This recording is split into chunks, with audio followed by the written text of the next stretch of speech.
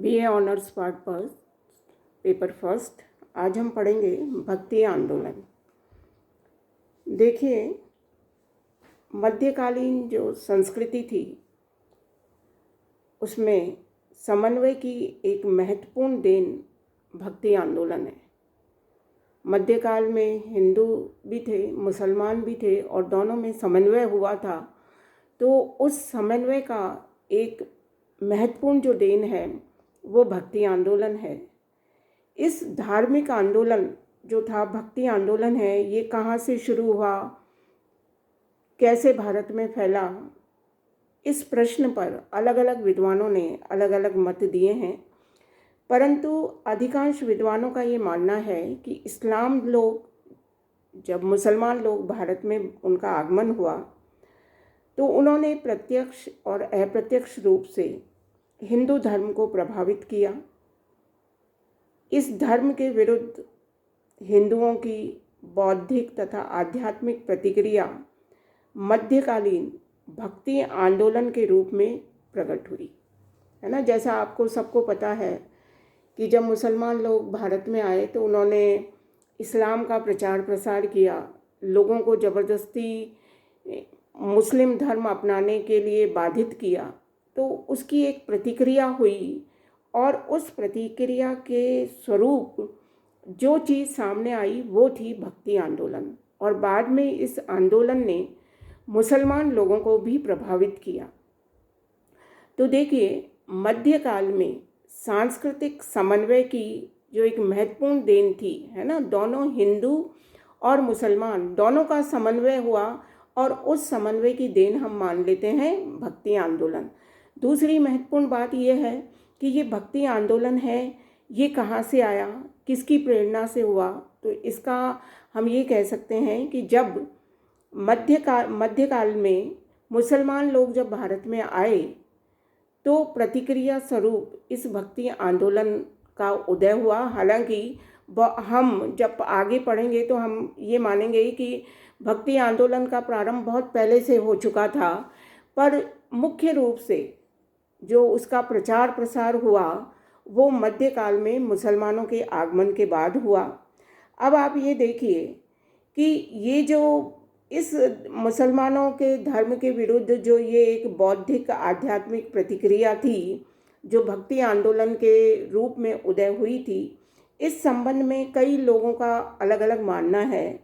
रामानंद को इस्लामी विचारों से भक्ति आंदोलन के लिए प्रेरणा प्राप्त हुई। कुछ लोगों का मानना है कि इस्लाम के एकेश्वरवाद से भक्ति आंदोलन का उदय हुआ। अलग अलग विद्वान अलग अलग बात इसमें कहते हैं, किंतु मुख्य रूप से मानव समानता की भावना से भक्ति आंदोलन के जो संत थे वो निश्चित रूप से प्रभावित हुए थे। और तत्कालीन जो वातावरण था वो इस तरह का था कि भक्ति आंदोलन का प्रचार प्रसार उस समय हुआ। तो देखिए, मध्यकाल में भक्ति आंदोलन का उदय हुआ। उदय होने का मुख्य कारण ये था, मुसलमान लोग भारत में आए, इन्होंने ज़बरदस्ती भारतीयों को अपने धर्म को अपनाने के लिए बाधित किया। तो इसके विरुद्ध जो बौद्धिक क्रांति हुई, जो आध्यात्मिक प्रतिक्रिया हुई, उसका रूप क्या था, भक्ति आंदोलन।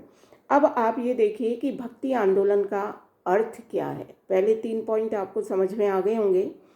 भक्ति आंदोलन का अर्थ देखिए, भक्ति शब्द की उत्पत्ति जो है वो भज से हुई है।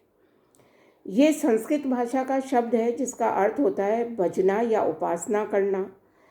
जब मनुष्य सांसारिक कार्यों से ध्यान हटाकर एकाग्रचित्त होकर श्रद्धा एवं प्रेम के साथ ईश्वर का स्मरण करता है तो उसे भक्ति कहते हैं, है ना। आप सब लोग अपने घर में पूजा पाठ करते हैं,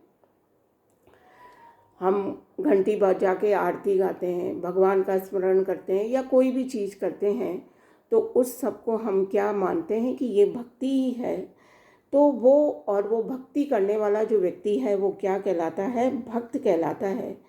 तो भक्ति के मार्ग में ऊंच नीच जाति भेद की कोई दीवार नहीं होती है। कोई भी व्यक्ति किसी भी माध्यम से ईश्वर की भक्ति कर सकता है। देखिए, गीता में महाभारत के समय है ना, आपको पता है वेद व्यास ने महाभारत की रचना करी और महाभारत का ही एक पार्ट है गीता। तो उस समय गीता में श्री कृष्ण जो है वो अर्जुन से कहते हैं कि हे अर्जुन, जो भक्त मुझे मन एवं बुद्धि को समर्पित कर देता है वह मुझे प्रिय है। ईश्वर के प्रति जो परम अनुराग है वही भक्ति है। भक्ति भगवान के प्रति एकांत प्रेम का नाम है। कुल मिलाकर हम ये कह सकते हैं कि मनुष्य भगवान में तन्मय होकर जब श्रद्धा एवं प्रेम के साथ अपने आप को समर्पित कर देता है तो वो क्या है, भक्ति है। अब हम ये देखते हैं कि भक्ति आंदोलन कैसे प्रारंभ हुआ, इसकी ऐतिहासिक क्या पृष्ठभूमि है। ये तो मैंने पहले आपको बता दिया कि किस तरह से जब मुसलमान भारत में आए तो हमारे यहाँ भक्ति आंदोलन का प्रारंभ हुआ। पर क्या भक्ति आंदोलन उसी समय प्रारंभ हुआ या उससे पहले से विद्यमान था? किस किस ने इसको शुरू किया या इसका स्वरूप क्या था, ये अब हम देखते हैं। तो भक्ति आंदोलन की ऐतिहासिक पृष्ठभूमि क्या थी? भारत में भक्ति आंदोलन का प्रारंभ कब हुआ, कैसे हुआ, इस विषय में विद्वानों के मतभेद हैं। कई विद्वान अलग अलग बात करते हैं। भारत में भक्ति की परंपरा देखिए बहुत पुरानी है। अभी मैंने जैसे आपको बताया कि गीता में ही भगवान ने भक्त भक्ति इन सब के बारे में चर्चा की है। तो देखिए, भक्ति के बीज जो हैं वो हमारे यहाँ प्राचीन काल से ही विद्यमान है। लंबे समय से हमारे यहाँ भक्ति की जाती है। आप मोहनजोदड़ो में भी देखते हैं कि प्रतीकात्मक पूजा की जाती थी। फिर आप वैदिक युग में आते हैं तो एकेश्वरवाद में पूजा की, एकेश्वरवादी थे और भगवान की यज्ञ हवन के माध्यम से वो पूजा करते थे। फिर आप भक्ति का रूप देखते हैं तो शिव की पूजा की जाती थी। फिर वेदों में इंद्र की, सूर्य की, वरुण की, अग्नि की। तो भक्ति भावना जो थी वो ईश्वर के प्रति समर्पित एक दृष्टिकोण था और वो हमको प्राचीन काल से दिखाई देता है। भक्ति का प्रथम स्पष्ट प्रमाण हमें गीता में मिलता है। गीता में ज्ञान, कर्म और भक्ति ये तीन मार्ग मोक्ष को बताए गए हैं कि ज्ञान के द्वारा, भक्ति के द्वारा और कर्म के द्वारा मनुष्य मोक्ष प्राप्त कर सकता है। तो जो व्यक्ति पढ़ा लिखा नहीं है उसके लिए उपनिषद, वेद इनको पढ़ना संभव नहीं है। हर व्यक्ति का कर्म भी कि कौन सा अच्छा कर्म है, कौन सा बुरा कर्म है, उनमें डिफ्रेंशिएट करना मुश्किल है। तो जो कॉमन मैन है, जो साधारण मानव है, उसके लिए एक ही रास्ता बचा है और वो है भक्ति का। तो वो भक्ति के माध्यम से अपने को मोक्ष के मार्ग की तरफ ले जा सकता है। और इसी समय में देखिए राम और कृष्ण की भक्ति की धारा प्रभावित हुई।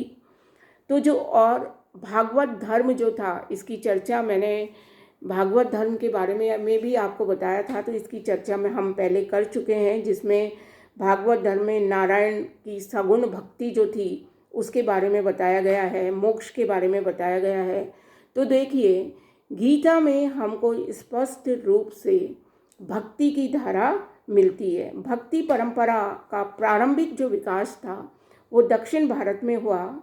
उत्तर भारत में जिस समय आर्य लोग अपने धर्म का विकास करने में लगे हुए थे, उस समय दक्षिण भारत के अलावार और नैनार जो संत थे, जो विष्णु और शिव की उपासना का प्रचार प्रसार कर रहे थे। इस प्रकार दक्षिण भारत में भक्ति तत्व विकसित हो रहा था।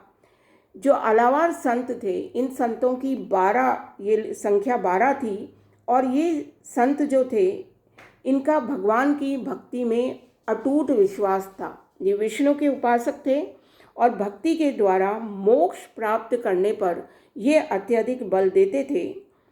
इन्होंने भक्ति के विचार का जन साधारण में प्रचार प्रसार किया और जनता ने देवता की तरह इन लोगों का आदर भी किया। तो दक्षिण भारत के मंदिरों में जगह जगह भगवान की मूर्तियां स्थापित की जाने लगी। जनता जिनकी श्रद्धा के साथ पूजा करती थी। तो इस प्रकार देखिए, दक्षिण भारत के अलावा जो संत थे, जो विष्णु और नैनार संत जो शिव के उपासक थे, इन लोगों ने दक्षिण भारत में 3री शताब्दी से लेकर 9वीं शताब्दी के बीच में इन लोगों ने वहाँ पर भक्ति का प्रचार प्रसार किया।